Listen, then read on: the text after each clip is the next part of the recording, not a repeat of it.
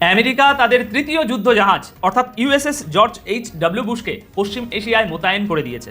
আর এটা অত্যন্ত স্পষ্ট একটা ইঙ্গিত দিচ্ছে যে ইরান যুদ্ধ যেটা এতদিন স্থগিত ছিল তা আবার এই মুহূর্তে শুরু হয়ে যেতে পারে। যুদ্ধ এবার বেঁধে যাওয়ার প্রবল সম্ভাবনা তৈরি হয়েছে, কারণ এখন আর কোনো কথাবার্তাই এগোচ্ছে না। হরমুজ প্রণালী নিয়ে পরিস্থিতি একদম থমকে গেছে, কোনো আলোচনাই আর ফলপ্রসূ হচ্ছে না। দু দফায় বৈঠক হওয়ার কথা ছিল, কিন্তু দুটোই পুরোপুরি ব্যর্থ হয়েছে। সব মিলিয়ে পরিস্থিতি এমন এক জায়গায় এসে দাঁড়িয়েছে যে দেখে মনে হচ্ছে যুদ্ধ যে কোনো মুহূর্তে আবার শুরু হয়ে যাবে। আপনারা যদি সবার বিবৃতিগুলো একটু খেয়াল করেন, ইসরায়েলের প্রতিরক্ষা মন্ত্রীর বক্তব্য দেখুন, আবার অন্যদিকে আইআরজিসির বিবৃতি দেখুন, পুরো ব্যাপারটা একসঙ্গে মেলালে পরিষ্কার বুঝতে পারবেন যে এরা একটা অনেক বড় যুদ্ধের চূড়ান্ত প্রস্তুতি নিচ্ছে। আর আমেরিকা শুধু অপেক্ষা করছে কখন তাদের সমস্ত সৈনিক ঠিকঠাকভাবে জড়ো হয়ে যায়, তারপর একেবারে শেষ আঘাতটা এনে ইরানকে পুরোপুরি শেষ করে দেওয়া হবে। ঠিক এই লেভেলের একটা ভয়ঙ্কর পরিকল্পনা সেখানে চলছে বলে মনে হচ্ছে। ফলে এখন দুশ্চিন্তা অনেকটাই বেড়ে গেছে।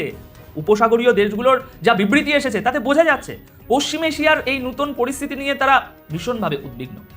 এর পাশাপাশি ইসরায়েলের যে বিবৃতি এসেছে তা এই দুশ্চিন্তাকে আরও বহুগুণ বাড়িয়ে দিচ্ছে। চলুন বিষয়টা একটু বিস্তারিতভাবে আমরা বোঝার চেষ্টা করি। দর্শক, এই মুহূর্তে আমেরিকা আর ইরানের মধ্যে ঠিক কী চলছে দেখুন। প্রথম দফার আলোচনা পুরোপুরি ব্যর্থ, আর দ্বিতীয় দফার আলোচনায় তো ইরান অংশগ্রহণই করেনি। এর মধ্যে একটা পরিষ্কার অনীহা দেখতে পাওয়া গেছে। আসলে আইআরজিসির কাছে এটা পরিষ্কার হয়ে গেছে যে এদের সাথে কথা বলাটাই বেকার, এরা শুধু সময় নষ্ট করছে। এরা ইচ্ছে করে এমন সব শর্ত রাখছে যাতে নিজেদের জয়ী দেখাতে পারে। আর এরা খুব ভালো করেই জানে যে ইরান কিছুতেই এই সব শর্ত মেনে নেবে না, তাই এরা কেবল সময় কাটিয়ে শেষমেশ যুদ্ধ বাঁধিয়েই ছাড়বে। তাছাড়া আমেরিকা এমন একটা দেশ যাদের উপর একেবারেই ভরসা করা যায় না। আর ঠিক এই কারণেই আইআরজিসির তরফ থেকে প্রবল আপত্তি দেখা গেছে যে না ভাই, এদের সাথে কোনো কথা বলার দরকার নেই, কথা বলার কোনো মানেই হয় না। আর সেই কারণেই এখন ইরানের বিদেশ মন্ত্রীও হাত তুলে নিয়েছেন। ইরানের পার্লামেন্টের সেক্রেটারি, যিনি শান্তি বজায় রাখার জন্য ভীষণভাবে জোর দিচ্ছিলেন, তিনিও হার মেনে হাত তুলে নিয়েছেন। তিনিও বুঝে গেছেন যে আমেরিকার সাথে কোনোভাবেই আর আলোচনা করা সম্ভব নয়, কারণ ওদের শর্তগুলোই থাকে ওই রকম। দুজনেরই বিবৃতি চলে এসেছে। সুতরাং ইরান এবং আমেরিকার মধ্যে এখন একটা বিষয় একেবারে জলের মতো পরিষ্কার, যে এরা আবারও যুদ্ধ করবে। আপনারা যদি দুদিকের বিবৃতি দেখেন, মাসুদ পেজিশিয়ানের বিবৃতি তুলে দেখুন কিংবা ডোনাল্ড ট্রাম্পের বিবৃতি দেখুন, স্পষ্ট বুঝতে পারবেন যে এরা এখন কেবল মুখের কথায় শান্তির বুলি আওড়াচ্ছে। এরা শুধু নিজেদের দেশের মানুষকে দেখাচ্ছে যে দেখো, আমরা তো শান্তির কথাই বলছি, কিন্তু আড়ালে দুই তরফেই এই যুদ্ধ কিভাবে পুনরায় শুরু করা যায় তার জোর কদমে প্রস্তুতি চলছে। ট্রাম্প বলে দিয়েছেন যে তিনি ইরানের সাথে তাড়াহুড়ো করে কোনো চুক্তিতে যেতে চান না। তার মানে পরিষ্কার, তিনি সময় নেওয়ার চেষ্টা করছেন। তাহলে এখন এখানে ব্যাপারটা কি দাঁড়ালো দেখুন। পাকিস্তানে যে আলোচনা হচ্ছিল তা পুরোপুরি ব্যর্থ হয়েছে। কূটনীতির আর কোনো রাস্তাই খোলা নেই। মাঝখানে যারা মধ্যস্থতাকারী হিসাবে ছিল তারাও সবাই হাত তুলে নিয়েছে মোটামুটি। তাই এই দুই দেশের মধ্যে এখন কূটনৈতিক সমাধানের আর কোনো সম্ভাবনাই চোখে পড়ছে না।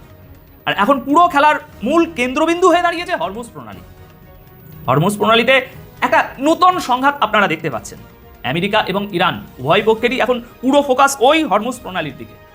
গত এক সপ্তাহ আমেরিকা আর ইরানের সংঘাতের সমস্ত খবর যদি আপনারা ঘেটে দেখেন, একটা বিষয় আপনারা কমন পাবেন, সেটা হলো fight for state of Hormuz.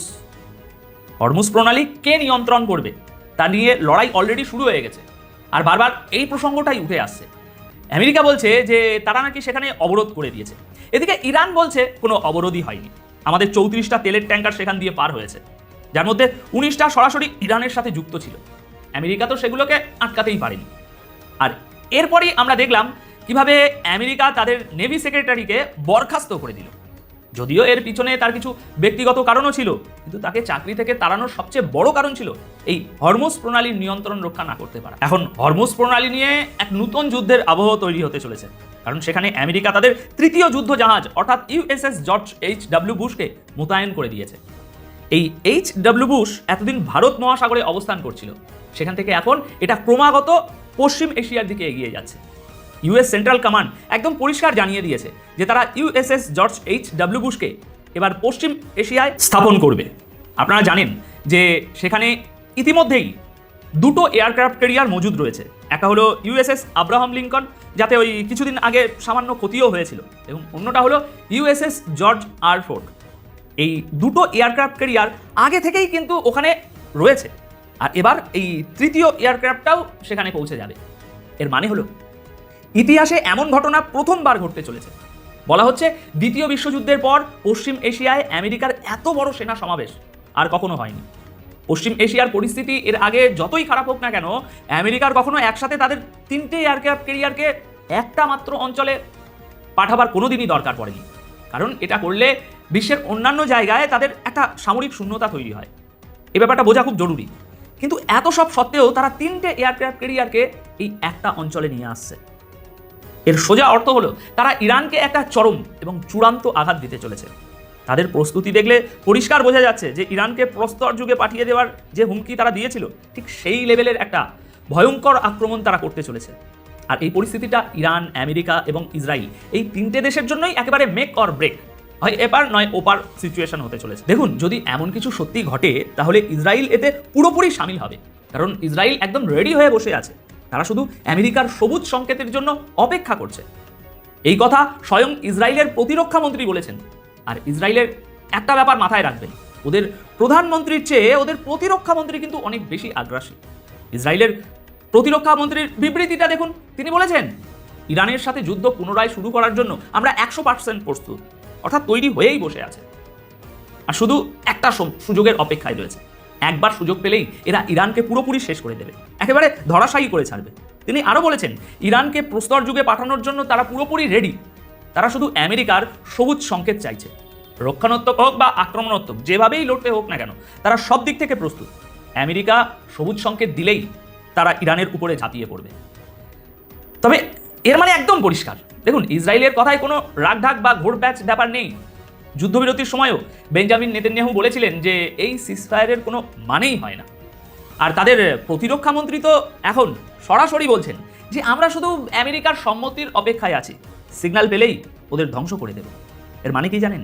এর মানে হলো ভিতরে ভিতরে নিশ্চয়ই কিছু বড় খেলা চলছে, নইলে এত বড় একটা স্টেটমেন্ট তো তারা এমনি এমনি দেবে না। ভিতরে ভিতরে পুরো দমে আলোচনা চলছে যে কিভাবে এই যুদ্ধ আবার শুরু করা যায়, এবং এটাই যেন চূড়ান্ত আঘাত হয়। কারণ এই গোটা বিষয়টাতে এমনিতেই আমেরিকার প্রচুর বদনাম হয়েছে।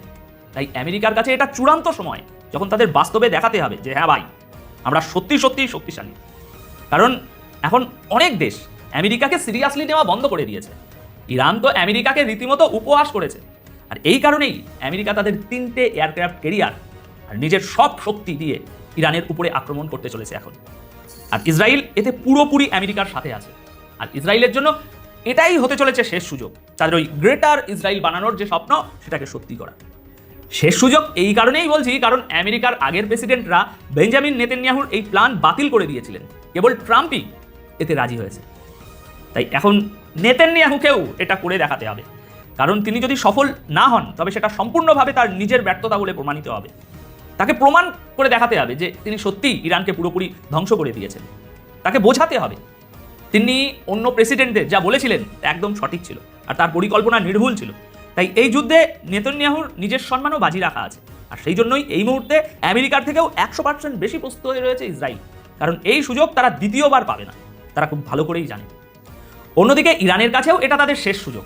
আর এই কারণেই বাঁচা মরার একটা চূড়ান্ত পরিস্থিতি সেখানে তৈরি হয়েছে। ইরানও কিন্তু এর জন্য পুরোপুরি প্রস্তুত। ইরান বুঝে গেছে যে শান্তি আলোচনা বা কূটনীতি এসব দিয়ে কিছু হওয়ার নয়, ওসব এখন সাইডে রাখো আর সোজা চূড়ান্ত লড়াইয়ের কথায় আসো। ইরানের ভিতরের অবস্থা দেখলেও বুঝবেন এই মুহূর্তে তাদের সমস্ত গুরুত্বপূর্ণ সিদ্ধান্তগুলো কারা নিচ্ছে। এটা স্পষ্ট যে তাদের সুপ্রিম লিডার আয়াতুল্লাহ খামিনি এখন সব সিদ্ধান্ত নিচ্ছেন না, তিনি দায়িত্ব আইআরজিসির হাতে তুলে দিয়েছেন। এখন ইরানের ইসলামিক রেভলিউশনারি গার্ড কর্পসের যারা মাথা, যারা গুরুত্বপূর্ণ সেনা জেনারেল, তারাই এখন বেশিরভাগ সিদ্ধান্ত নিচ্ছেন। আর মনে রাখবেন, যখন কোনো দেশের গুরুত্বপূর্ণ সিদ্ধান্ত সেনা জেনারেলরা নিতে শুরু করেন, তখন তাদের চিন্তাভাবনা অত্যন্ত আগ্রাসী হয়। এটা খুব স্বাভাবিক একটা ব্যাপার। আইআরজিসি দ্বিতীয় দফার বৈঠকেই বুঝিয়ে দিয়েছিল যে তারা আর শান্তি চুক্তির জন্য রাজি নয়, এখন তারা সরাসরি লড়তে প্রস্তুত। আর ঠিক এই কারণেই আইআরজিসির অবস্থানও বর্তমানে খুব খুব কঠোর। আপনারা খুব শীঘ্রই দেখতে পাবেন যে আইআরজিসির এই জেনারেলরা শুধু অপেক্ষা করে আছে যে আগে ওরা হামলা করুক, তারপর আমরা তার কড়া জবাব দেব। তাই খুব তাড়াতাড়ি উভয় পক্ষের তরফ থেকেই হরমুজ প্রণালীটিতে একটা ভয়ঙ্কর সংঘাত আমরা দেখতে পেতে পারি। আমেরিকা পশ্চিম এশিয়ায় তাদের সমস্ত শক্তি উজাড় করে দিয়েছে। ইসরায়েল পুরোপুরি তৈরি, আর তাদের যোগ্য জবাব দেওয়ার জন্য আইআরজিসি অর্থাৎ ইরানও পুরোপুরি প্রস্তুত। সুতরাং যে কোনো মুহূর্তে এই যুদ্ধ আবার শুরু হয়ে যেতে পারে। পুরো ব্যাপারটা এখন যেন একটা সরু সুতোর উপরে ঝুলে রয়েছে। এর মাঝখানে যদি নাটকীয়ভাবে কোনো আলোচনা বা কূটনীতি সফল হয়ে যায়, যেটা আমি মন থেকে চাইছি যে হোক, তাহলে তো বাল্লে বাল্লে ভালো। তা না হলে বর্তমান পরিস্থিতি আর নেতাদের এই ধরনের কথাবার্তা শুনে একেবারেই মনে হচ্ছে না যে কোনো রকম চুক্তি বা সমঝোতা হতে পারে। আগামী দিনগুলোতে পরিস্থিতি আরও ভয়াবহ হতে চলেছে। আর সারা বিশ্বের সমস্ত গুরুত্বপূর্ণ নেতারা, সে ট্রাম্প হন, বেঞ্জামিন নেতানিয়াহু